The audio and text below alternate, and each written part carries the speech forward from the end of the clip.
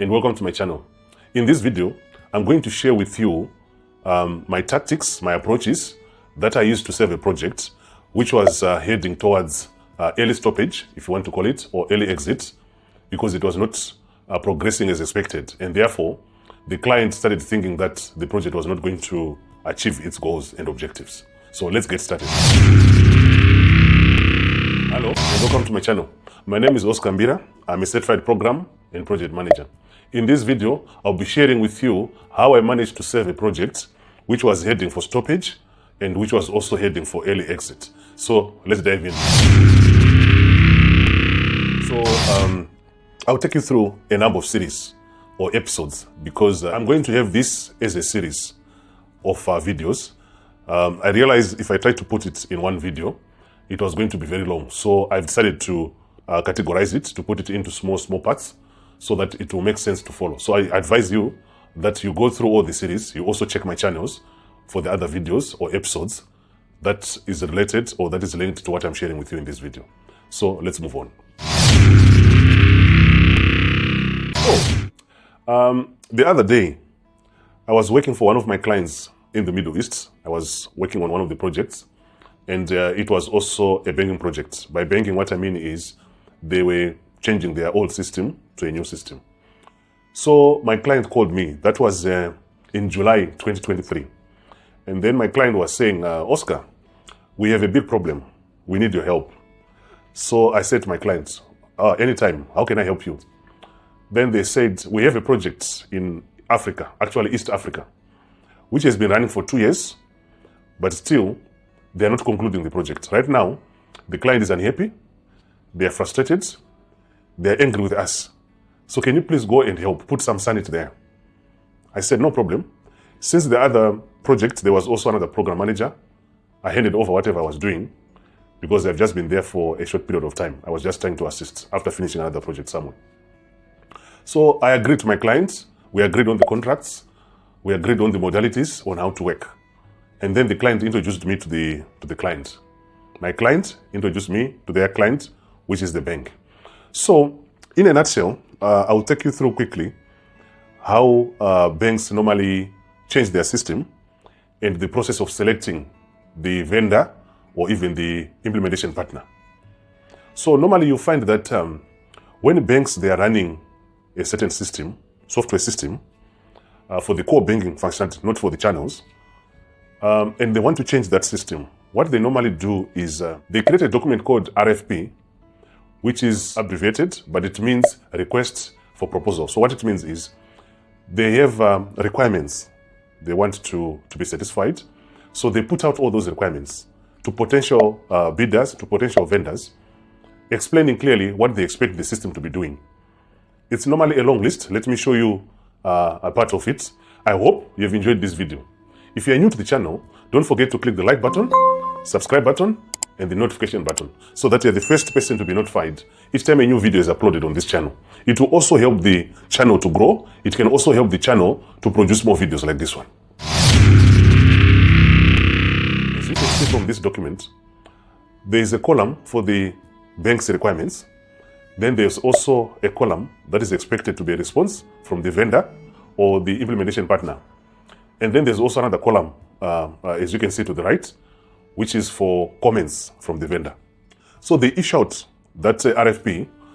In some cases, what I've seen other banks doing, they do what is called a closed tender, which means they pick specific vendors they believe they can work with, they believe they can deliver what they are looking for. So it's closed. Then they dish out the RFPs or requests for proposal to those specific vendors or specific implementation partners for them to respond.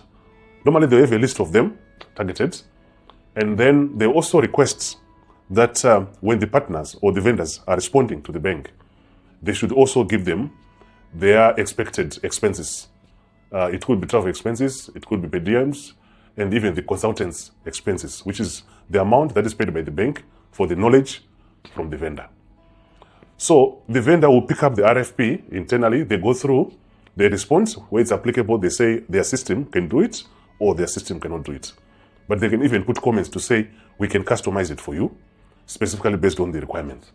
So once that is completed, they've collected, they normally give a period probably a week, 3 to 5 days normally, for the vendors to respond. So when the vendors have responded, the banks, what they normally do, they have a scoring matrix for each and every vendor in terms of availability of functionality, in terms of services, in terms of their history, also in terms of their costs. So they normally put a scoring matrix. Then they rank them according to that.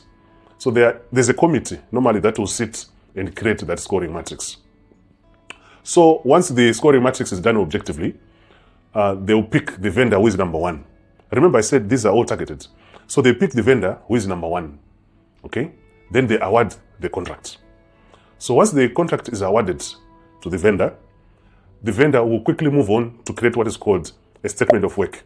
I've also created another video on what is a statement of work in a project environment. You can also check it on my channel. So, going back to my story now. When I joined this project, actually it was a program. So I joined it as a program manager. And the client was so pressing that I should be on site, which is normal anyway.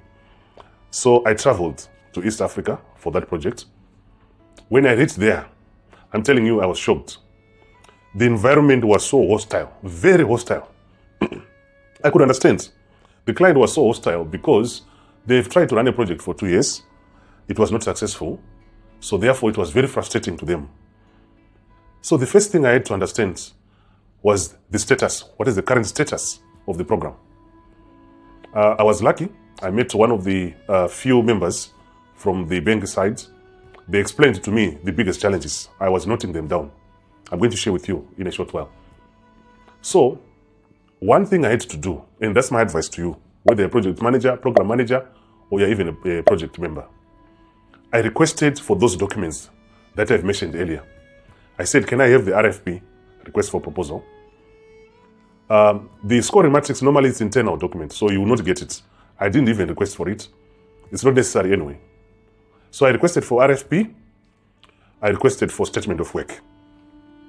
So fortunately, the people who came earlier than me, they created a statement of work and then they appended the RFP as part of the complete contract. So I took that document, I went through. You might be asking yourself, why was he going through this document? The most specific reason why I had to do that, I wanted to understand. When my client was responding to the bank in the RFP, what did they say about a certain functionality in the system? What is it they said is available and what is it they said is not available? So that was very, very important for me to appreciate. And I would advise you the same thing. If you are going to reach a project or program which you have not yet started, if you are going to reach a project or a program which you did not start, the best is to ask for those documents. So I went through the documents. The RFP, it's a very, very long document, big one. I'll show parts of it as we go through. So I went through it, I started understanding what exactly are the requirements of the client. What is it they wanted the system to do for them? What is it their old system or legacy system was not doing, which they were expecting the new system to do? So in most cases, that comes from the RFP. So with that knowledge, I was armed. I went further to the statement of work.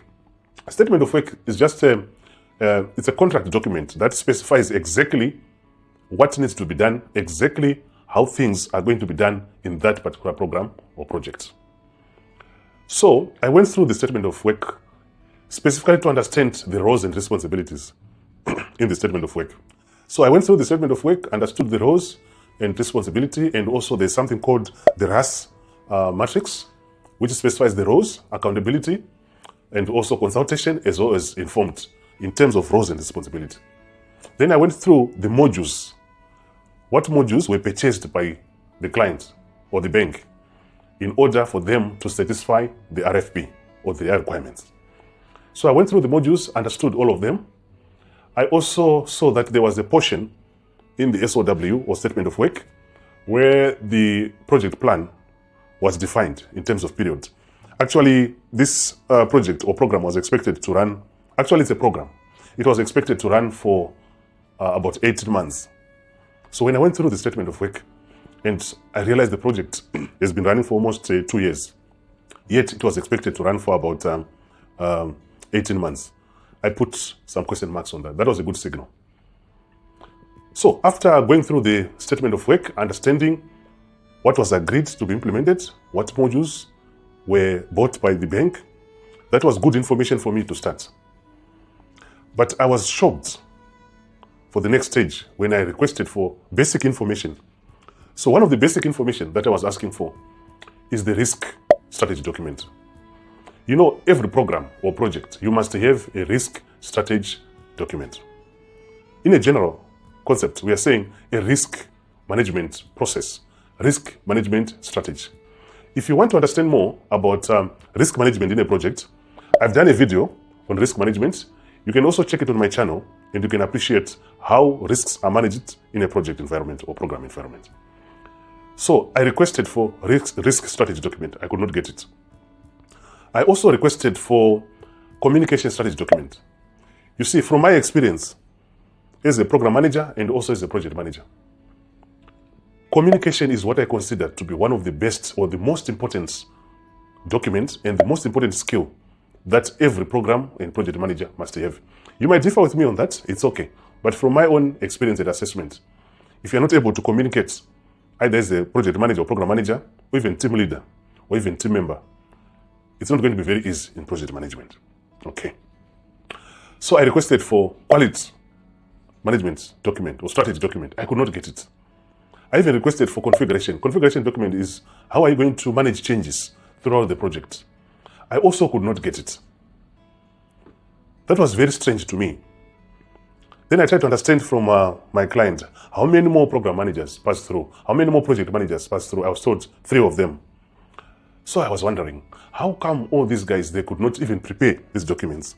That was a shock to me. And I started understanding why this project was not going according to expectations.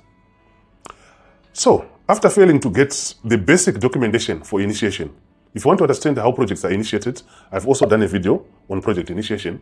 You can also check it on my channel. So I was trying to understand how come the project has been running for 2 years and the basic documentation, strategy documentation, they are not available. How is that possible? It was not making sense to me. But still, I started to understand why the project was going to an early exit. So we put that on aside. So lesson number 1, you should get all the documentation before you do any project activities or program activities. You should get the RFP when you're implementing a banking project. Request for proposal, you must have it. Statement of work, you must have it. Then, lesson number 2, in project initiation, you must always have 4 documents before you start even planning. The first one, you should come up with a risk strategy document. You must come up with communication strategy document. You must also come up with quality strategy document. You must also come up with configuration or change strategy document. These 4 documents were missing in that particular program. So that was a very big signal. And that was one of the points to appreciate why it was heading for closure, early closure, not proper closure. So I realized the project initiation process was not done properly. I requested for one simple document, project kickoff. I could not get it. People were giving me emails and they were making some reference to some verbal agreements. That was very shocking to me. Then I said, well, we have to restart this thing. Without these documentations, this is not proper. Then I said, out of interest, let me just request for the project plan from the client. I could not get it. What I got was a plan which was very mixed up. This was a program, but it was being run as a single project. Actually, the bank had 3 entities in different countries. But the way the program was structured, it was like a single project with a single project plan. After seeing the project plan, I tell you, that is when I was convinced that I have no other option except to restart from point 0. No matter the number of years they've been running this program. It did not work, it was not working, it will not work. So the best is to start. So that is how I managed to convene a meeting with the bank senior management. I told them, yes, I do appreciate you moved 2 years, but considering where we are, if we continue to move on this trajectory, this project will run for 10 or 20 years, and no one is going to accept that. Even the central bank is not going to accept that. Fortunately, there were about 2 senior guys, including the sponsor, who supported my idea. I'm telling you, once you get the sponsor's agreement, once you're on the sponsor's side, life becomes very easy. So when the senior management and the sponsor, they were happy with my proposal, then we had to replan everything and we had to move forward. So in my next episode, I'm going to take you through how I started the initiation stage of that program to set it as a foundation to make sure that we have success.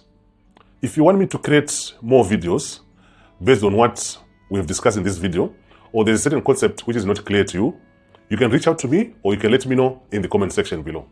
So I'll see you in the next episode. Don't forget to watch that one. Thank you for watching.